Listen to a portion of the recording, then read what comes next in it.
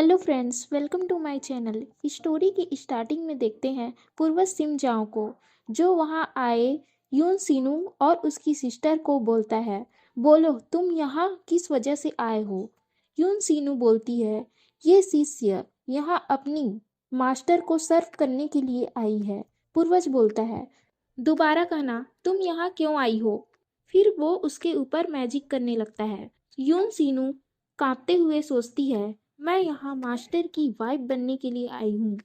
जब तक मैं सिम जाओ वंश के बच्चे को जन्म ना दूं, फेन सेन ब्लड लाइन का उपयोग करके हम पूर्वज को मार नहीं सकते, जो गैंग चैन इमोटल सेक्ट के लिए खतरा है। और एक बार यह हो गया तो हमारा यून फैमिली गैंग चैन इमोटल सेक्ट पर कब्जा कर लेगा। पूर्वज उसके मन की बात सुन लेता है और बोलता है, अच्छा ऐसा। फिर वो उसकी सिस्टर को बोलता है, तुम क्या बोलना चाह रही हो। वो उस पर भी मैजिक करता है। वो बोलती है, मैं यून सीनू के साथ यहाँ मिलकर नाटक कर रही थी, लेकिन मेरा असली मकसद तो उसकी जगह लेना है, जिससे मैं अपने मो फैमिली को यून फैमिली से बड़ा बना सकूं। यून सीनू ये बात सुनकर हैरान हो जाती है। क्या?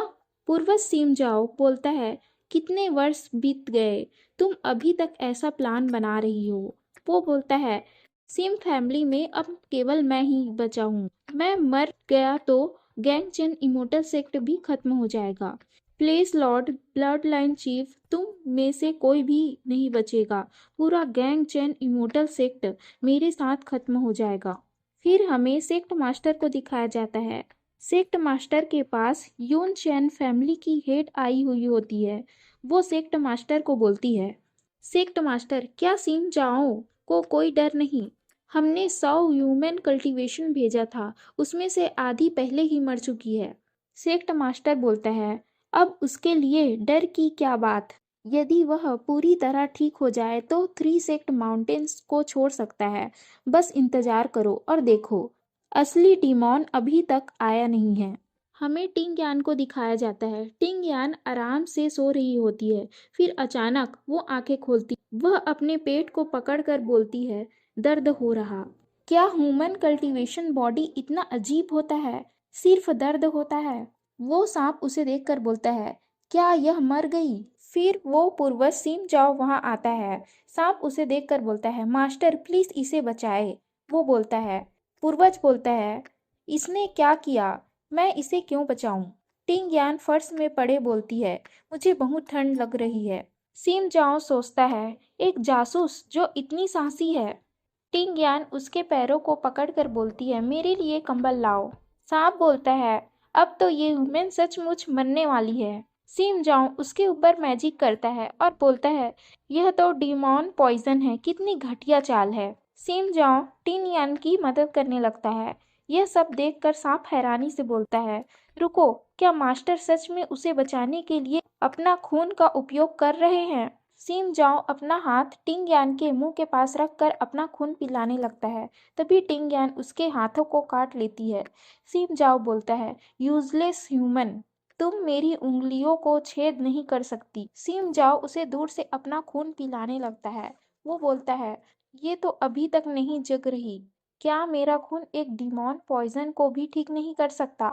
टिंग यान अपने सपने में सोच रही होती है, ये यहाँ कितना ठंडा है, ये कितना दर्द हो रहा है। क्या मैं मरने वाली हूँ? क्या मेरा मरने का टाइम आ गया है? क्या मैं मरने के बाद घर जा सकती हूँ? तभी सिम जाओ का खून काम करने लगता है। टिंग यान बोलती है, रुको, अब मुझे ठंड नहीं लग रही। वाकई में मुझे बहुत अच्छा लग रहा है। अब मैं अच्छे से सो सकती हूँ। सिम जाओ उसे देखकर बोलता है, क्या ये बेहोश हो गई है? मेरे डिमॉन चैन में इतने सारे जासूस भेजने की कोशिश करने के बाद यह क्या है? कुछ तो गड़बड़ है। ये ह्यूमन सीधी साधी नहीं लगती। इसने मेरे सांप को इतनी जल्दी जीत लिया। ये सब इसका प्लान हो सकता है। वो इस्माइल करता है और बोलता है, ये कितना बुरा भी नहीं है। ऐसी चालाकी उसके चेहरे से मिलता है। टिंग यान अपनी आंखें खोलती है। पूर्वज उसे बोलता है, तुम इतनी साहसी हो। टिंग यान बोलती है, ये तो वही फाइको पूर्वज है। टिंग यान जल्दी से उसके सामने झुक जाती है और बोलती है, पूर्वज मुझे छोड़ दीजिए। वो सोचती है, ये दूसरी बार है जब उन्होंने मुझसे साहसी कहा। पूर्वज उसे बोलता है, तुम यहाँ क्या कर रही हो? टिंग यान बोलती है, शिष्य मास्टर को सर्व करने आई है। पूर्वज उसे ऊंची आवाज में बोलता है, मुझे जवाब दो, तुम यहाँ क्यों आई हो? वो उस पे वही मैजिक करने लगता है। टिंग यान बोलती है, मैं तो यहाँ बस अपने बॉडी और माइंड को रिलैक्स करने आई हूँ। पूर्वज सोचता है, क्या उसने सचमुच सोचा था यह, या ये उसका एक प्लान है? टिंग यान सोचती है, रुको, मैंने ऐसा क्यों कहा? उसने जरूर कुछ किया होगा। इस वर्ल्ड पर तो धिक्कार है, मुझे सब कुछ जबरदस्ती बोलना पड़ता है। पूर्वज उसका गला पकड़ लेता है और बोलता है, गैंग चेंग सेक्ट के लोग इस जगह ऐसे नहीं आ सकते केवल आराम करने के लिए। वो टिंग यान को बोलता है, क्या तुम मुझे मारने आई हो? टिंग यान बोलती है, नहीं नहीं। पूर्वज बोलता है, क्यों नहीं?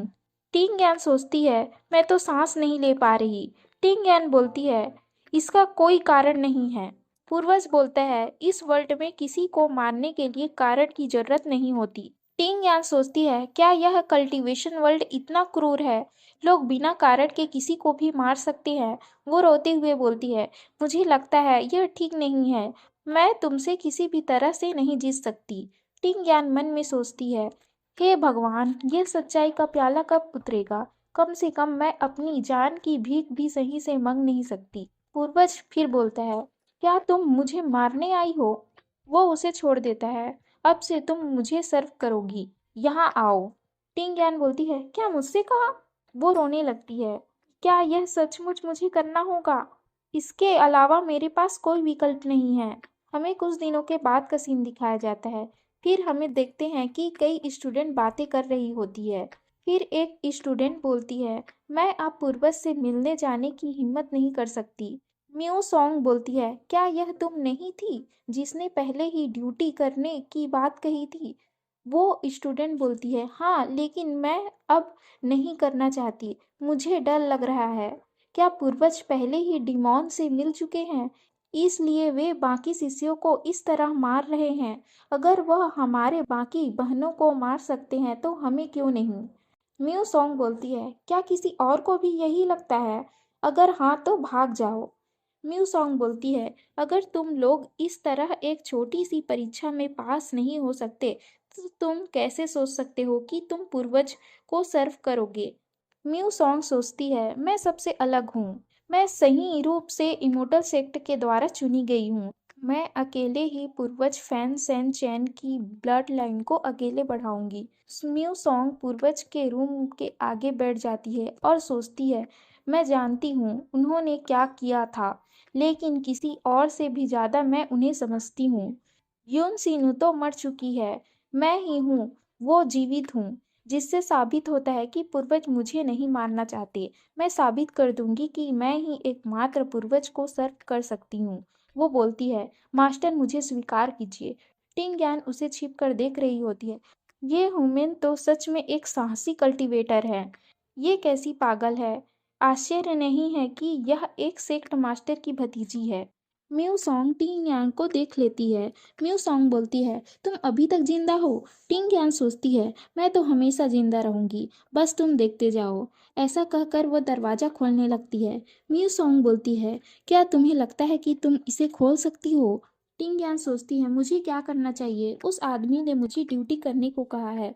अगर मैं दरवाजे से अंदर नहीं जा सकती तो मेरे पास एकमात्र विकल्प है। दरवाजा खुल जाता है। म्यू सॉन्ग सोचती है, ये क्या हो रहा है? ये कैसे अंदर चली गई? और मैं क्यों नहीं? जिसे अंदर जाना था, अगर वह अंदर जा सकती है तो मैं क्यों नहीं? म्यू सॉन्ग अंदर घुसने की कोशिश करती है, फिर वो अंदर घुसते ही मर जाती है। टिंग यान देखती है, क्या वो मर गई? दरवाजा बंद हो जाता है। पूर्वज पीछे से आकर बोलता है, वह मर गई। तुम्हें पता है मैंने उसे क्यों मारा? मैंने अब तक जिन लोगों को मारा उसमें ज्यादातर लालची और बेवकूफ लोग थे। इससे मैंने छुटकारा पा लिया। लेकिन वो आखिरी शिष्य उसकी तरह नहीं थी। वो एक नासमझ से ज्यादा कुछ नहीं थी। इस तरह लोगों को मारना मुझे सेटिस्फाई नहीं करता। सिम जाओ जाते हुए बोलता है, लेकिन आज वो बहुत शोर मचा रही थी। वो मुझे बहुत परेशान कर रही थी। टिंग ज्ञान सोचती है, पूर्वज अचानक बातूनी मूड में क्यों चले गए? अब यह कैसा बर्ताव कर रहे हैं? जैसे मुझसे संपर्क बनाने की कोशिश कर रहे हो। यह सब एक भ्रम है। टिंग यान पूर्वज के पीछे चल रही होती है। वह सोचती है, मैं तो थक गई। यह तो 22 मंजिलों का है। अगर मैं ऐसे ही चलती रहूंगी तो पूर्वज के मारने से पहले मैं खुद ही मर जाऊंगी। ये बॉडी कितनी कमजोर है। मैं अपने आप को एक कल्टीवेटर कैसे बोल सकती हूँ? पूर्वज, प्लीज मुझ पर दया कीजिए। मैं और नहीं चल सकती। रुको, यह क्या? फिर वह देखती है एक आग जो जल रहा था लोटस के ऊपर, लेकिन लोटस को भी कुछ नहीं हो रहा था। यह एक काल्पनिक दुनिया है। यहाँ अजीब चीजें होती रहती है। पूर्वज उसका गला पकड़कर बोलता है, क्या तुम जानती हो यह क्या है? टिंग यान बोलती है, फ्लावर। पूर्वज बोलता है, दोबारा देखो। टिंग यान बोलती है, लोटस। पूर्वज बोलता है, तुमने बिना कुछ बताए उन्होंने कैसे भेज दिया? टिंग यान बोलती है, मुझे किसी ने कुछ नहीं बताया। पूर्वज जाते हुए बोलता है, अब से तुम इस चीज को हर दिन पानी दोगी।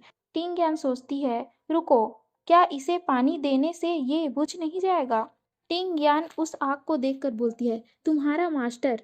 एक तो नया एम्प्लॉय और उसके काम का पहला दिन। मुझे पहले ही एक अजीब काम मिल गया। उसने यह जानबूझकर मुझ पर डाल दिया। टिंग यान बर्तन में पानी भरती है, उसे उस आग पर डाल देती है। आग उसे गुस्से से बोलता है, तुम मुझे डुबा रही हो। तुम मुझे जलाकर राख कर दोगी। टिंग यान बोलती है, आग भी बातें कर सकते हैं। टिंग यान और पानी डालने लगती है। आग बोलता है, बंद करो। क्या तुम सच में नाटक कर रही हो? मैंने तुम्हें यहाँ नहीं देखा। तुम कौन हो? तुम्हें यहाँ मास्टर ने लाया है क्या? टिंग यान बोलती है, मैं यहाँ मास्टर को सर्व करने आई हूँ। आग बोलता है, क्या तुम गैंग चैन सेक्ट से हो? मैं जानता था मुझे कोई ना कोई बचाने यहाँ जरूर आएगा। अगर तुम गैंग चैन सेक्ट से हो तो अगली बार मुझ पर पानी मत डालना। टिंग यान बोलती है, अगर मैं पानी नहीं डालूंगी तो मैं पूर्वज को क्या बोलूंगी? आग बोलता है, क्या तुम उसकी ह्यूमन नहीं हो? बस उससे प्यार से बातें करना। टिंग यान बोलती है, क्या मैं मास्टर की ह्यूमन हूँ? फायर बोलता है कि उसने तुम्हें यहाँ लाया, मतलब तुम उनकी ह्यूमन हो। कोई तुम्हें बेसिक नहीं बताएगा तो बस जाओ और उनसे बातें करो। अब यह दर्द और सहन नहीं कर सकता। टिंग यान गुस्से से उसकी तरफ पानी फेंकती है। आग बोलता है, सिम जाओ पागल है। अगर तुमने मुझे बुझा दिया तो वह मेरे साथ मर जाएगा। पागल हूँ मैं। तुमने मुझ पर पानी डालने की हिम्मत कैसे की? एक दिन मैं ताकतवर होकर वापस आऊंगा और मैं तुम्हें जलाकर राख कर दूंगा उसे पागल सिम जाओ के सामने। पूर्वज वहां आ जाता है और बोलता है, अच्छा ऐसा। इसी के साथ हमारा चैप्टर एंड होता है। ऐसी ही नई वीडियो देखने के लिए चैनल को सब्सक्राइब कीजिए। Thank you for watching.